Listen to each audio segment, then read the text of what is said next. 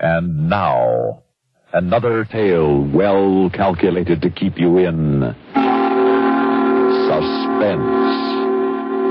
Within minutes, he was to die for murder. Yet 3 people knew of his innocence. In a moment, Act 1 of Night of the Storm, written for Suspense by Peter Fernandez.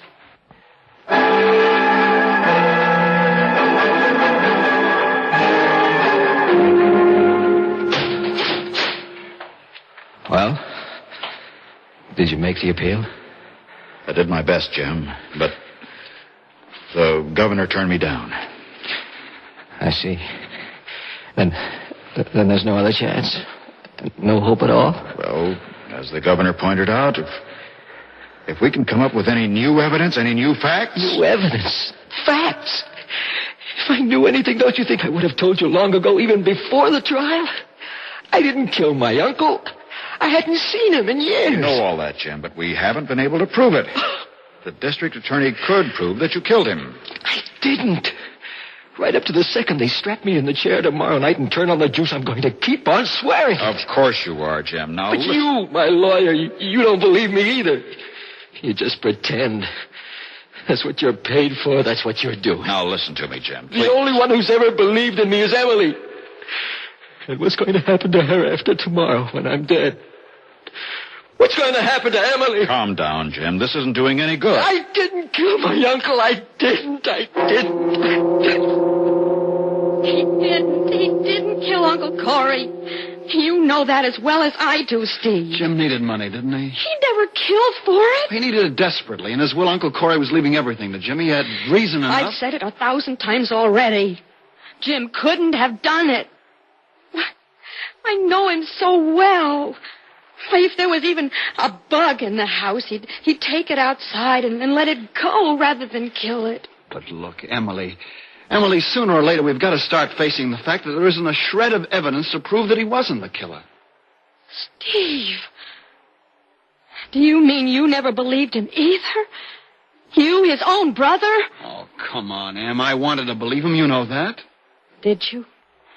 Did you really want to, Steve? Well, yeah, sure. What do you think? Why are you looking at me like that? You know, I just realized you could have been pretending all this time, couldn't you? Huh? Pretending that the last thing you want is to have Jim executed tomorrow night. Well, all along... Oh, come off it, will you? Steve, when and if Jim dies, you get that money, don't you? Gee, Em, I don't know. I hadn't thought about it. Oh, I'm sure you must know that will by heart. What does it say now? Everything is left to Jim, but in the event of Jim's death, then, Steve, you become the rightful heir. Isn't that the way the will reads, isn't it? Listen to me, Emily. $48,000. Why, you'll become a rich man if your brother dies. I just wanted to stop by and comfort you tonight. Had an idea you'd be pretty broken up, but I don't have to listen to that kind of talk. Not even from you. Good night.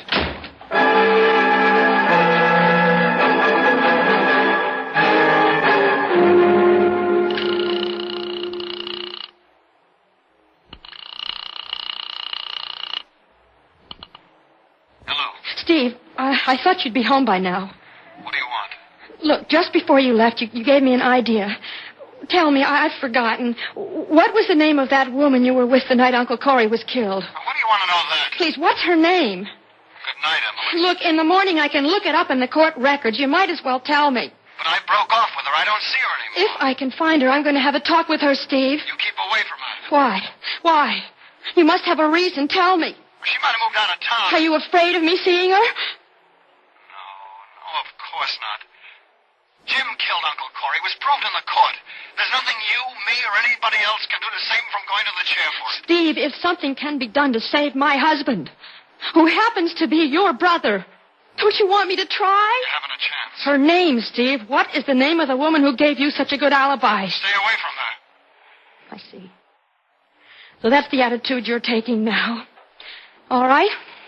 I'll have to find out for myself. Good night, Emily. I'll get her name and address from the court records. Good night.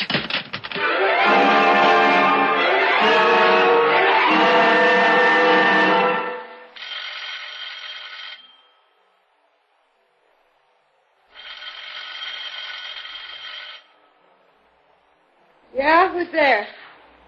I'd like to talk to you, Miss Mallard. Well, I ain't opening this door for nobody, so beat it. But I'm Jim Russell's wife. I've got to see you. His wife? Yes. You got anybody with you? No, I'm alone. Please. Just a minute. Thank you. Now, look, sister, I know all about your husband getting the chair tonight, and I'm real sorry, see, but there's nothing I can do for you. Look, I got the idea from Steve that maybe if I had a talk with you... You're trying to tell me that Steve sent you over here? Now, look, honey, don't hand me that, because I know better. What do you mean? Nothing. Nothing at all. Just go away and leave me alone. No, wait! Hey, don't shut the door! What do you think you're doing? You're keeping something from me. I know it. You and Steve, the two of you. What are you thinking, that I had something to do with killing that old guy? No. But I think you might have lied to the police about the night he was killed. And what if I did? It's too late now, and I ain't never going to change my story. You'd rather see an innocent man die? Now, listen, if I change my story now, if I change what I said in court, they'll send me up on a perjury rap. I ain't going to jail no matter what. That's true, isn't it? Steve wasn't with you the night Uncle Corey was killed. Steve was the one who did it, not Jim. No, I ain't saying now. Beat it, will you? Please, you've got to change your story and tell the truth. You've got to save my husband. Look, I don't got to do nothing. Now get out of here.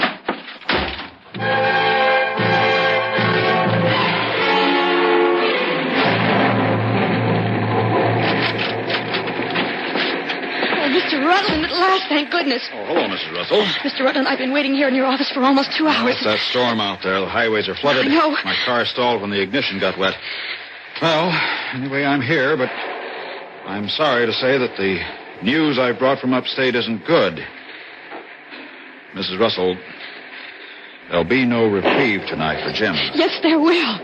They've got to give him a reprieve now. And even, well, as soon as they know the truth, a full pardon. What are you talking about? Last night, Steve, you know Jim's brother, Steve? Yes. Mr. Rutland, he just about admitted to me that he was the one who killed Uncle Corey. What? Oh, now, Mrs. Don't Russell. you see? If Jim dies, then Steve gets all that money. He planned to kill Uncle Corey and then have Jim die for the murder. It's the way that will read, that in the event of Jim's death, then Steve I'm sorry, would... Mrs. Russell, but that isn't proof. Yes, it is. Now, it's only a possible motive.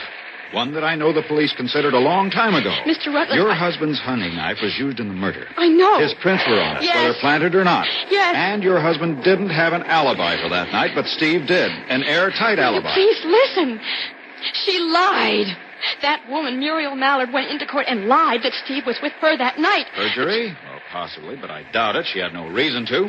Part of that money would be good reason, wouldn't it? Well, yes, it would, but... I saw her this morning. She wouldn't deny that she lied. But I'm sure that she wouldn't admit it either. Well, Would she? No. What do you think we can do, Mrs. Russell? Mr. Rutland, I think that I could... It's 2:45 now. Let's see, they're on standard time up at the Capitol. Standard time? Now, that means in 7 hours, it'll be all over. Hours? Mm-hmm. Mr. Rutland, will you help me? Well, of course, but you'll have to tell me how. Stay right here in your office. Wait for me to phone you so that you can get in touch with the governor. Very well. I'll be here. Oh, thank you. Mrs. Russell, I know how you feel. There's hardly a loved one of a condemned man who doesn't feel that he might be innocent. You've got to be prepared to accept the fact that the weight of evidence was against him, that he was proved guilty. Why, even I, as his defense attorney, now believe that justice will be done. Justice? When he isn't guilty? I'll never believe he is, never. And now, after what I just heard, I'm going to try until the last possible second to save my husband.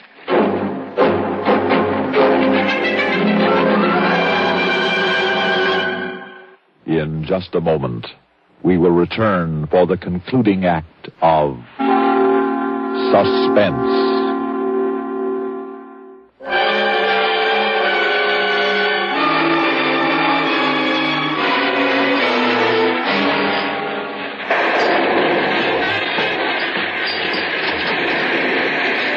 Well, look what the cat struck in out of the rain. Muriel, listen, I've got to talk to you. Go away. I told you once today to beat it. I'm not going to beat it. It's taken me all afternoon to find you again, and I'm not going to leave until I know it's too late And my husband is dead. Well, you don't have long to wait, do you, huh? Well, that clock up there says 8. It's 8 here. But up in the... That's 1 hour. That's all. And then you're a free woman, right? Right. Hey, Mac! What do you want, Muriel? Give my friend here one of these. No, I'm I buying. don't. No, I don't want another it. one for me. Come on, No, honey. miss. Sit down. And take off that coat. You're sopping wet. Come on, take off the coat. All right, I will. It's going to be a long night. No, maybe not. It'll depend on you, Muriel. And if you'll help me. Help you? Listen, sister, in my league, nobody helps anybody. Here's your booze, girl. Oh, thank you, Mac, very much. Now, come on, honey, drink up, huh? You'll be surprised how fast the time's going to pass. Go ahead. Drink it, right? Yes, all right. That's it. Well, cheers.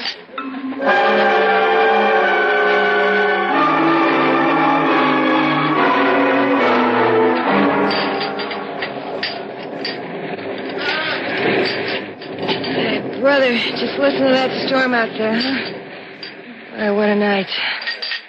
What a night to go to the chair. Muriel, look at that clock, will you? Over there. Oh, yeah. 9. Just not... Oh. Muriel, do you realize what is happening to my husband right this minute? Yeah. Oh, honey, I'm sorry. I'm real sorry. Sorry isn't going to bring him back. No, I know. Why didn't you tell the truth? You weren't with Steve that night. Why didn't you tell the truth? Oh, why should I have? But now, what difference does it make? Might as well tell you the truth now. See, Steve and me broke up a long time ago.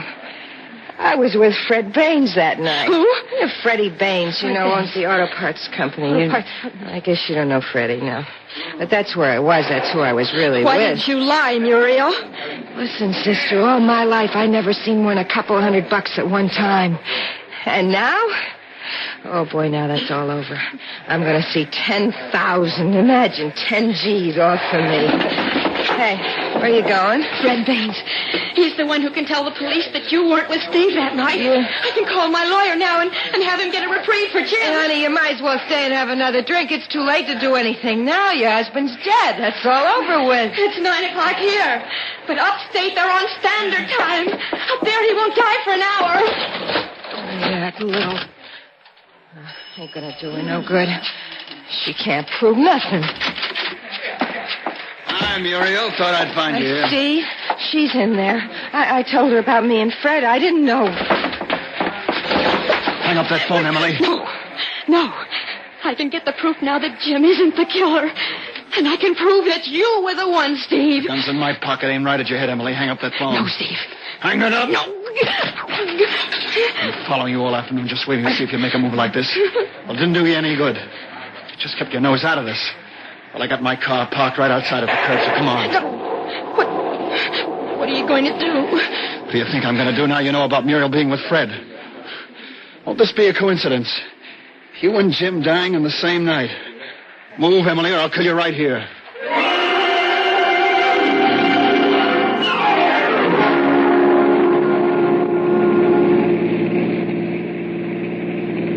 Where are you taking me? Somewhere along the river. This rain, it's so swollen, nobody'll think twice about finding this car out in deep water with you in it. Let me out, Steve. I'll pull this trigger right now. I'm warning Emily. Oh, that doesn't scare me. Not when you're going to kill me anyway. Stop this car and let me out. Don't be a jerk. Don't you think I know you'll go straight to the I cops? said stop this car. Hey, let go of the wheel. No. What are you doing? No. It's getting...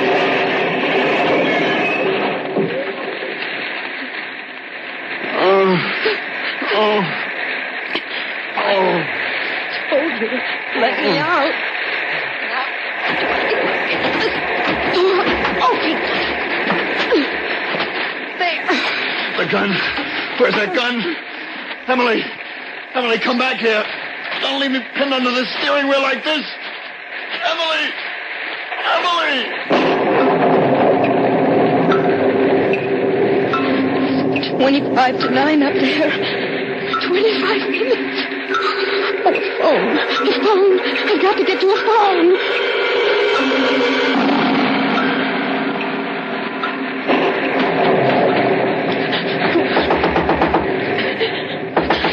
Come on. Isn't anyone home? Please. Oh, come on.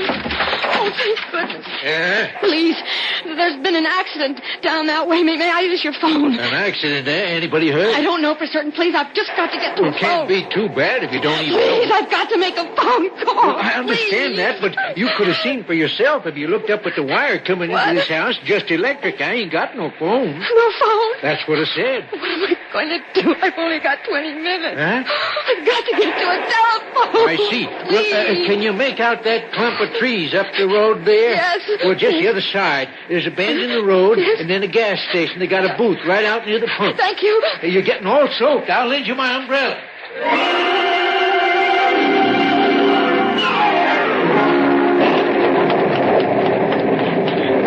Here it is. Oh, no. God, I got a dime. Oh, no, my purse is back in the car. Oh, please. Yes, ma'am? What can I do for A you? dime. I've got to have a dime. Would you like change for a quarter? No, I left my purse back in the car. Give me a dime, please. Will you give me a dime? Just like that, huh? Please, my husband is going to die in 10 minutes. Unless I make a phone call. Take it please. easy, will you, ma'am? Please, just lend me a dime, then I'll pay you back later. Please. Oh, sure, ma'am. Please, hurry. Coming right up, ma'am. Hurry, Coming right up. please. Here you are. One dime.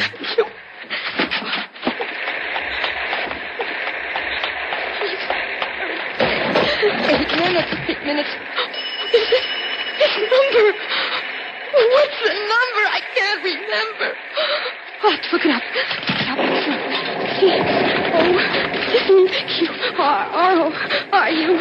C-O-U-R-R-O-R-U-G-O-U. Rutland attorney. Oh, here it is. B-U-8 5098. Oh, now.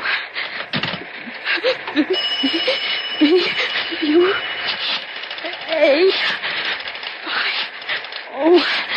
5098.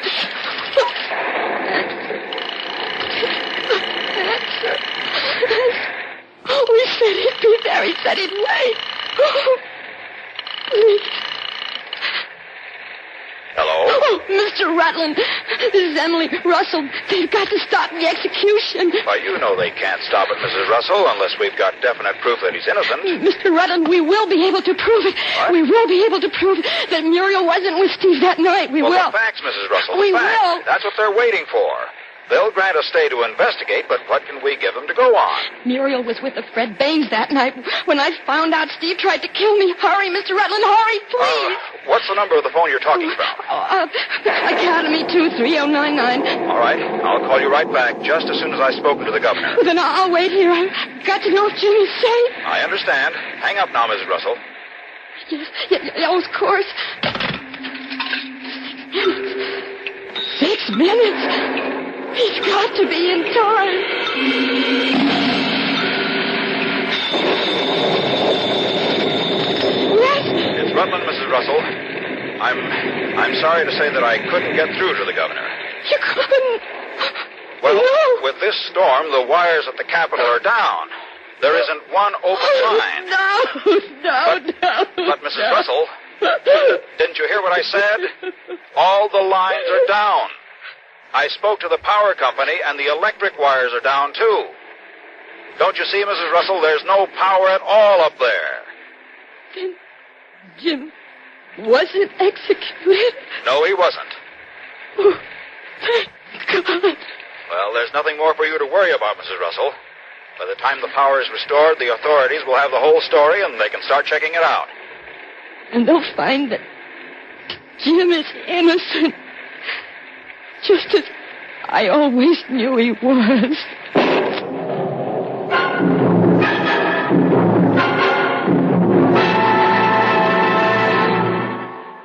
Suspense.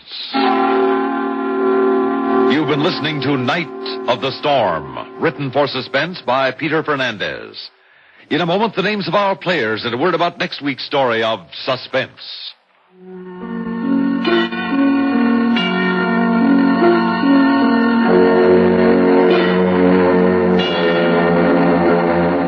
Featured in tonight's story of Suspense was Rosemary Rice as Emily. Also in our cast were Alan Manson as Steve, Ralph Camargo as Rutland, Terry Keane as Muriel, James Stevens as Jim, and Lawson Zerby as Parker. Musical supervision by Ethel Huber. Suspense is produced and directed by Bruno Zerato Jr. Listen again next week when we return with Epitaph, written by Walter Black. Another tale well calculated to keep you in suspense. Tomorrow, if you're tuned to your favorite CBS radio network station, this is what you'll hear. Arthur Godfrey Time, presided over by singer Richard Hayes, who's pinch hitting for the old redhead. The Gary Moore Radio Show, starring one Garrison Morfitt and his sidekick Durwood Kirby, in lots of lively talk.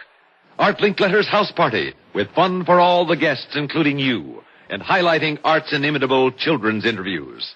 And finally, the Bing Crosby Rosemary Clooney Show, presenting two great singers bringing song and friendly banter. All here, all available, Monday through Friday at this dial address.